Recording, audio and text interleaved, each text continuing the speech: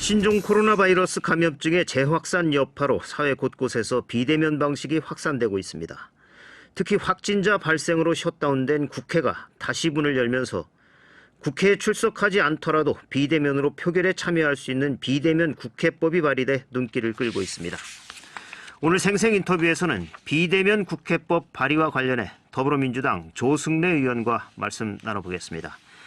조승래 의원님 안녕하십니까? 예, 안녕하세요. 조승래입니다. 네.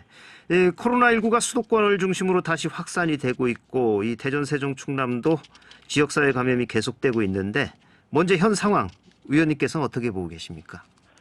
예, 우리가 그 대구를 중심으로 해서 코로나가 막 확산됐던 그 3월 시점 이후에는 이제 대한민국은 확진자가 좀 안정적으로 좀 관리되던 것이 네.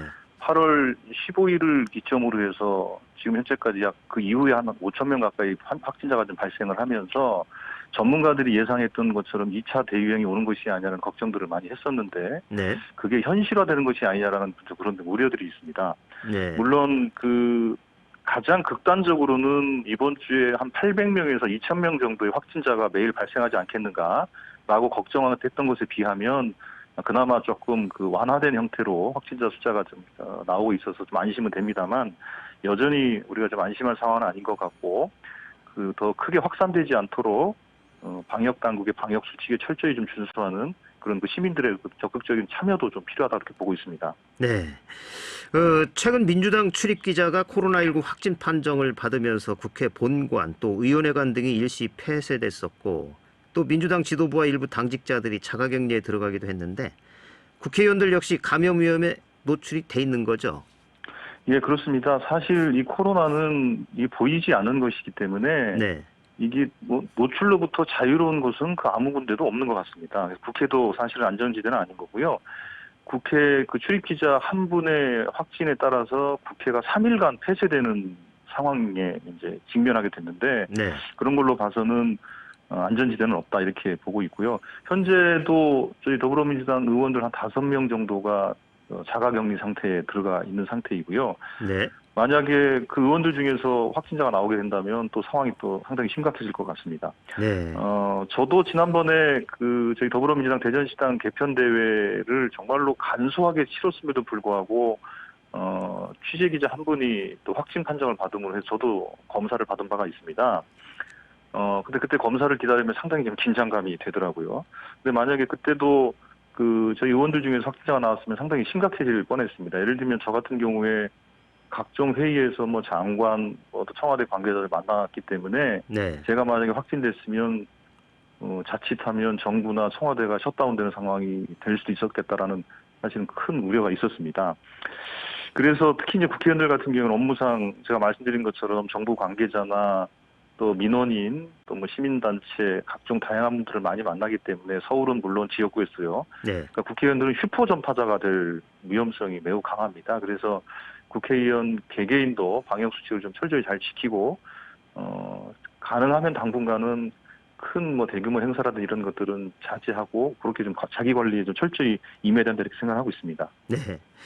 이 문제는 이 감염병 위기가 계속되는 상황에서 국회가 멈추게 되면 국가 긴급 상황에서 민생을 위한 중요 법안이나 예산이 처리되지 못하는 일이 발생할 수도 있는데 이 부분은 어떻게 보십니까? 예, 그렇습니다. 매우 심각한 상황이 생길 수가 있습니다. 앞서 말씀드린 것처럼 지난번에 출입 기자의 확진으로 국회가 3일간 폐쇄가 됐었는데 근데 만약에 그게 접촉자들이 추가로 확진이 되지 않았기 때문에 다행이지만 네. 만약에 연쇄적으로 이 국회 내에서 집단 감염이 만약에 발생한다.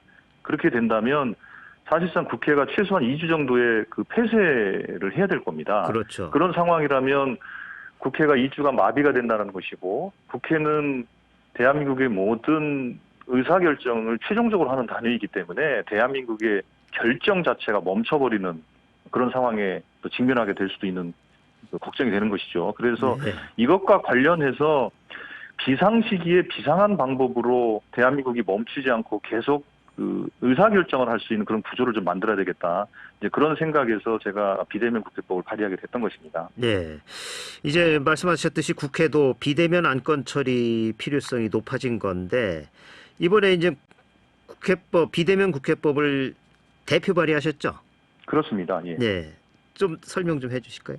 예, 제가 그 비대면 국회법을 대표 발의한 건 지난 8월 19일입니다. 네. 이거는 국회가 3일간 폐쇄되기 한 일주일 전 정도에 제가 그 발의를 했던 것인데요.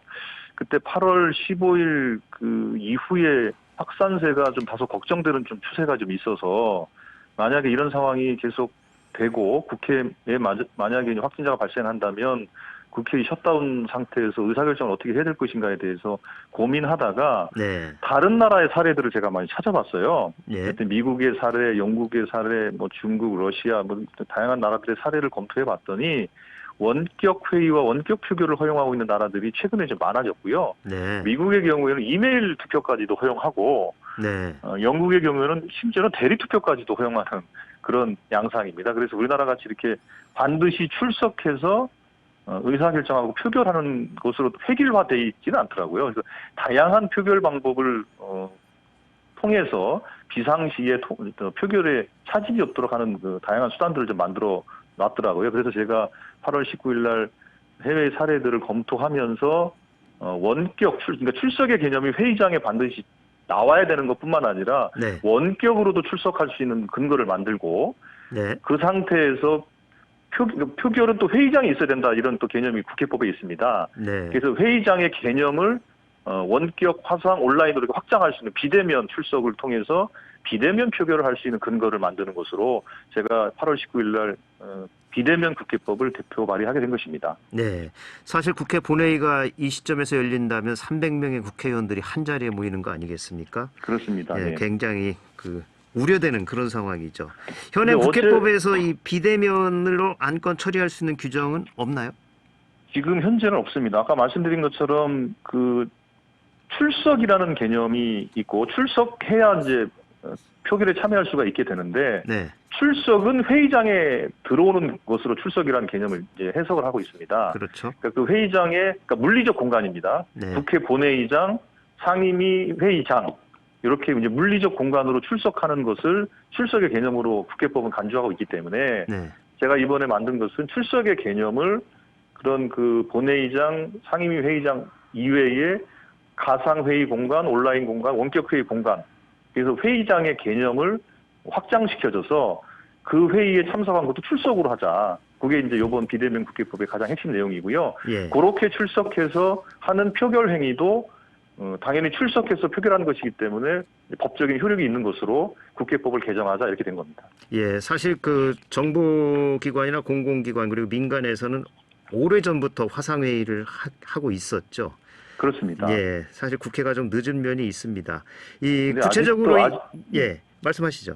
예, 아직도 국회가 좀 약간 좀 전근대적인 요소가 있는 것이 예, 그러니까 반드시 출석해서 하는 것이 국회에 좀 권위를 세우는 것으로 좀 잘못 좀 이해하고 있는 부분들도 좀 있는 것 같습니다. 네, 그리고 지금 일각에서는 조금 이제 이랬을 경우에 뭐 예를 들면 토론이 상실되지 않겠냐. 네. 이런 또 걱정을 또 하시기도 하면서 이 비대면 국회법을 좀 걱정하시고 반대하는 목소리도 있는데 실제로는 그러지 않고요. 이게 가장 비상한 상황에 할 수 있는 비상조치의 일환인 것이지 이 모든 것들을 앞으로 이제 원격 회의를 하거나 원격 표결을 허용한다는 것은 아니고 네. 감염병과 천재지변 등으로 도저히 회의를 할 수 없는 상황일 때만 해당되는 것이지 모든 일상적으로 사실 하는 것은 아니다. 이렇게 좀 설명을 좀 하고 있습니다. 네. 예, 아까 이제 이 비대면 국회법의 내용은 대충 설명을 해주셨고 또 해외에서는 이미 이런 것들이 시행이 되고 있다는 그 사례도 소개를 해주셨죠. 예, 예. 이 감염병 위기 상황에서 중요 법안이나 예산이 처리되지 못하는 일이 발생하지 않도록 이번에 비대면 국회법 개정안 꼭 통과돼야 할 것 같은데 통과 전망 어떻게 보십니까? 예, 실제로 제가 이 법안을 발의하고 나서 이제 언론의 관심이나 시민들의 관심이 상당히 높아서 저희 의원실에 이러저런 자료 요청도 하고 많이 또 관심들을 보이고 있습니다. 네. 근데 이제 문제는 제가 앞서 말씀드린 것처럼 출석의 개념을 그렇게 확장했을 경우에 예를 들면 뭐 대리 투표의 경우, 네. 그다음에 보안이나 인증의 문제는 어떻게 할 거냐, 네. 그리고 이게 다수 정당에게 유리한 거 아니냐. 소수 정당은 일종의 반론권이나 토론권이 봉쇄가 되면서 네. 국회가 자유로운 토론을 통해서 의사결정을 해야 되는데 자유로운 토론을 방해할 수 있지 않겠냐 이런 좀 걱정들을 하시더라고요. 네. 그런데 그 부분은 제가 말씀드린 것처럼 비상한 상황에서 도저히 회의를 열 수 없는 상황인데 네. 긴급하게 의사결정을 해야 될 상황이 생기지 않습니까? 예를 그렇죠. 들면 그 지금 현재 우리가 다시 4차 추경 문제를 좀 논의를 하고 있지 않습니까? 네. 4차 추경은 지금 이제 그 미래통합당까지도 동의해서 이제 그 진행이 될 것이라고 보고 있는데 그렇게 긴급하게 의사결정을 해야 될 상황이 생겼을 때 의사결정을 하지 못하는 상황이 만약 발생한다면 네. 그 피해는 국민들에게 가지 않겠습니까? 그렇죠. 그래서 이렇게 비상한 상황에서 비상한 수단을 예비적으로 만들어 놓자. 우리가 마치 그 건물에 보면 비상구를 좀 설치하게 돼 있지 않습니까? 소방법에 네. 따라서. 근데 그 비상구는 그게 사실 안 쓰는 게 좋은 거예요. 그렇죠. 그렇지 않습니까? 비상 상황이 발생하지 않아야 되는 것이기 때문에. 네. 그러나 그렇다고 해서 비상문이 필요하지 않다라고 얘기할 수는 반드시 없는 거 있어야죠. 아니겠습니까? 그런 의미에서 저는 비상시에 대비해서 비상적인 의사결정을 할 수 있는 원격 출석의 근거와 비대면 표결의 근거를 만들어 두자라는 취지로 설득을 하고 있는 것이고 저는 충분히 그 논의를 통해 설득할 수 있다고 저는 생각을 하고 있습니다. 네. 마지막으로 국회 정기국회 일정 돌입했는데 그 앞으로 이번 정기국회 의원님 어떻게 임할 계획이신가요? 예, 제가 그 국회 지금 선임 부대표로서 그 원내의 정책을 좀 총괄하고 있습니다. 네. 그래서 그 앞으로 그 코로나로 인한 그 시민들의 걱정을 조금이라도 어려움을 좀 덜어드리기 위해서 그 정책적인 노력에 집중할 생각이고요. 네. 또 한편으로 제가 과학기술방송통신위원회의 간사를 맡고 있어서 그 코로나 백신 치료제 개발 등에 대해서 아마 시민들이 관심이 많으실 텐데요. 네. 그 속도도 좀 빨리 좀 낼 수 있도록 관계기관과 협력해서 잘 진행해 나가도록 하겠습니다. 네. 오늘 말씀 여기까지 듣겠습니다. 고맙습니다. 예, 감사합니다. 지금까지 비대면 국회법 발의와 관련해서 더불어민주당 조승래 의원과 말씀 나눴습니다.